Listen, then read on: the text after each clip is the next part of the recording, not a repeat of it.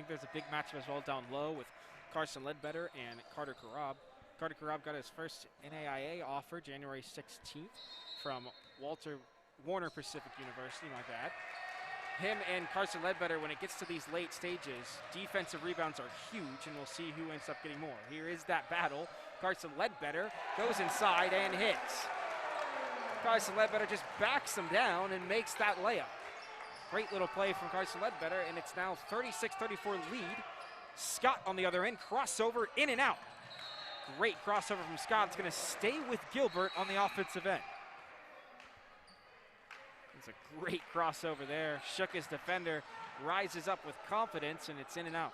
Here's where it's time to check the emotions, keep the energy high, but don't get too emotional here in the fourth quarter.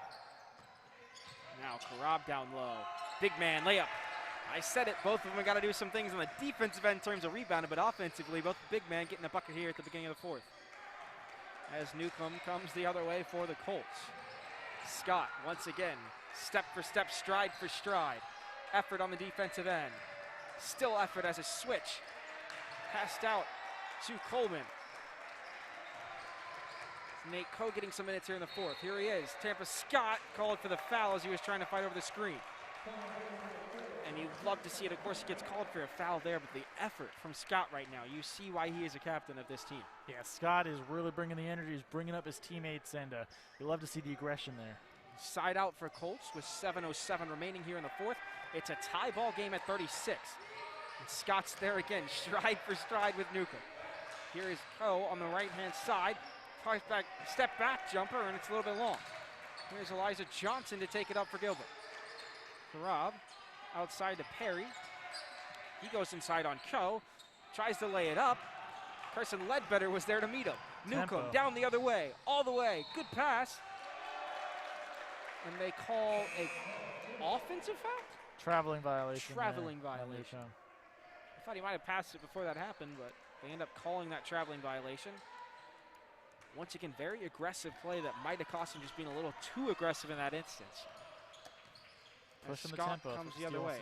Talk about being aggressive. Scott has been so far in the second half. Penelude outside to him for the three. And it's off short. Great rebound, up and in. Carson home. One of the big guys for Gilbert in terms of their team, and that is some great offensive work. Stepping in and filling some shoes for Reed Shuey, number 32, and he's done a pretty decent job tonight when given the opportunity. And here is Coe. Inside to Coleman. He kicks it outside to Newcomb. He's still on the left wing. Inside, he thinks he got fouled, Carson Ledbetter, but Penelude ends up with the ball. Here in transition, kicks it out to Johnson on the right wing. Inside to Karab for the pull-up jumper. It's good. You can see why Karab is getting offers. That's a sweet jumper from mid-range for the big man. The and it's now a mid-range. 40-36 lead for Gilbert. But there's a foul on Gilbert as Casteel are coming up the other way, and it looks like Dre Sherwood is going to come back into the game. Windler couldn't wait any longer to put in the three-point magician. As it's a 4-point lead for Gilbert, 5:42 remaining here in the fourth. Yeah, this game's coming down to the wire. 5:42 remaining. Casteel, we saw them push the tempo a couple times, haven't been able to convert as of late. They're going to have to continue to try to get out in transition to make this a game. Look at Tampa Scott down in the squat position. Inside, great pass to Ledbetter. Sherwood outside. Graco. Here is Coleman. He tries to dribble in, and Johnson tips it away. Coleman gets the ball from Penelude, drives inside, and they call the foul.